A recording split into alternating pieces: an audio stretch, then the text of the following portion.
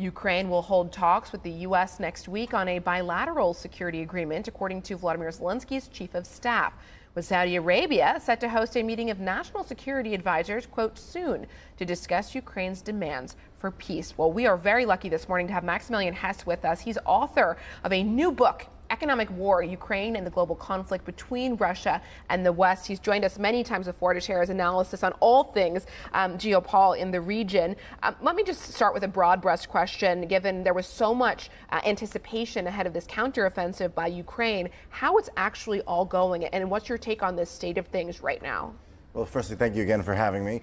The state of the counteroffensive is that Ukraine is launching key attacks along the Zaporozhye and Donetsk fronts in the south.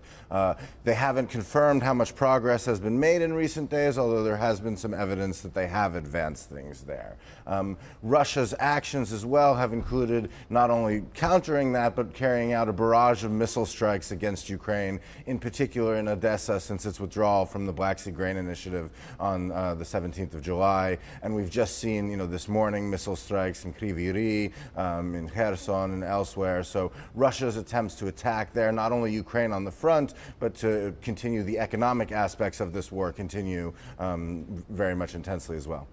We had a pretty interesting piece of news over the weekend. It reported, we just mentioned there, that Saudi Arabia has reportedly invited China, Brazil, South Africa, and India to Jeddah next weekend. And Saudi, to date, has really tried to play both sides, it seems. Clearly keeping close to Russia with their moves on the oil markets, but at the same time calling for all this cooperation and support for the Ukraine peace deal. What can Saudi realistically do here? Well, I think that this is a pretty remarkable, even just rhetorical shift. I argue in the book that Russia's securing of the OPEC Plus partnership with Saudi Arabia was geoeconomically its most strategic victory in the period between when Putin first invaded Ukraine in 2014 and the full-scale invasion in 2022. So if Saudi Arabia is considering changing that position, or, as was reported, overtly supporting Ukraine's demands for Russian full withdrawal from all of the areas that it claims to have annexed and is currently occupying, that's really rather remarkable. Now, do I think that this will lead Saudi Arabia to adjust its approach to OPEC Plus? No, not really. And I think that'll be, particularly the demand that other countries there will want to see. If Saudi Arabia is going to call for this, then they should be willing to share in some of the pain there. But Saudi Arabia will continue to play a key role because the Kremlin is still willing to weaponize its own oil supplies. And I think there's a lot of room for more progress on the G7's price cap, particularly restrictions and the threat of secondary sanctions on others who are working with Russia to evade them. A lot of that activity in Hong Kong and in the UAE in particular. But only if Saudi Arabia is truly willing to increase the amount of oil it allows to come to the market, which of course has been the opposite of its strategy in OPEC Plus recently, will that Russian threat be able to be defanged and sufficiently challenged. One saw the likes of China sort of try to step in some ways with their relationship with Russia and try to play a lead role in this saga at some point too. Could Saudi Arabia be heading in that similar way as well, in terms of posturing, to try and show a greater sense of leadership? We've seen them posture in other ways as well, sure, of late, particularly in sports, for example. Yeah. Could they be doing similarly here, do you think? I think Saudi Arabia has wanted to position itself as a mediator. We saw it carry out, a number of mediation roles in prisoner swaps in the past. Mohammed bin Salman very much wanting to recast his image. But, right now, this is already going quite a bit further than China has. China has said it's willing to support some kind of peace initiative, but it hasn't overtly condemned Russia. At the same time, I think China is good evidence of just how much of a challenge Russia faces and how its strategy in this economic war has been unsuccessful. Putin wants three things from Xi. He wants a deal on the Power of Siberia 2 gas pipeline to replace exports to Europe. He wants direct military aid, and he wants large loans to replace the lack of access Russia now has to Western credit markets. So far, over 500 days into the war, China has yet to give Russia any of those things. So, Beijing's position is also complex, but rhetorically, they won't go as far. I want to know if sanctions are working. And I ask that just generally. I mean, you're supposed to close Russia out of in terms of the banking system, for example, and all of that. But in essence, that economy has gotten a whole lot better. Yes, fine. When you take a look at the ruble, yes, they've kept a lot more in, but it still feels like those sanctions aren't doing the job that they would. Well, firstly, I would say is that, one of the tragedies of this, even before, is that Russian living standards have never gone back to their 2013 level since the first sanctions began in 2014.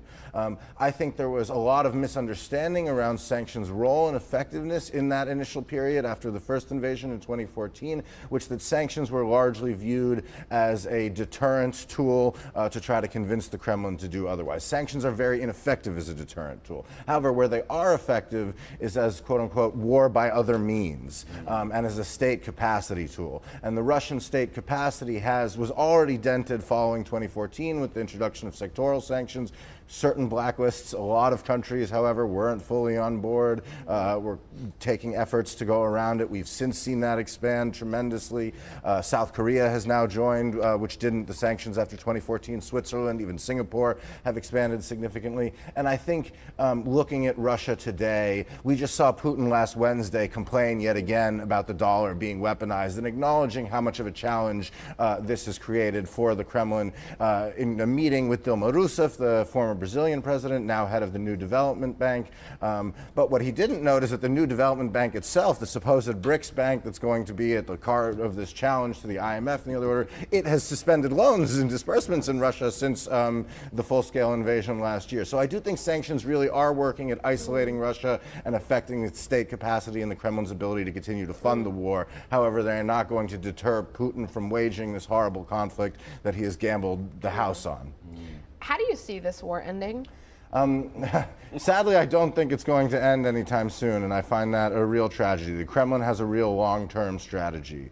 I argue in the book that a core aspect to the eventual end of the war will be success on the economic war front, and I truly believe that we have, compared to the trade wars with China that we saw over the last 6 or 7 years, that this is really of a scale larger, and Russia is actively seeking to destroy what I term the international economic order. I don't believe there's a rules-based order. I do believe there's an international economic order. And there, I think it's clear that Russia can't win that aspect of the war, but the West can lose it through disunity and failures to continue the path that Putin himself has begun. Should the West be offering incentives to China?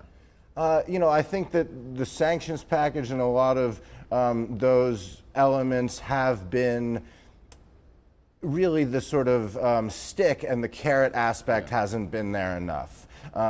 With China, I certainly think that there's an argument there that we should look at focusing primarily on defeating the Russian threat, because I think China wants to be the core node of the international economic order, but it's broadly happy with it, right? The Belt and Road loans are mostly in dollars. China sets up its own arbitration courts. We can argue whether they're fair or not, whereas Russia wants to smash and destroy things. And so I do think that there's a reason for interests to arguably be aligned there. There are other places where we're starting to see signs that the West is getting better at offering carrots, right? Turkey has long been sort of keeping a foot in both houses, and we've now seen shifts with the recent agreement to admit Sweden in exchange for the F-16s, that the West is starting to use those carrots again. I'm certainly an advocate that they should be used more broadly, and there is room for discussion around where China fits in there. Yes, man, what an interesting discussion. I think overall, looking at this war is going to be very interesting. Congratulations on the book, though. Thank you so much for joining us. Thank you so much. Available at all good bookstores. And for all your listeners, Hess 25 for a 25% discount from the publisher, Hearst Publishers. Thank you so much for joining us. Maximilian Hess there is the author of Economic War, Ukraine and the Global Conflict Between Russia and the West. A quick look at your U.S. futures.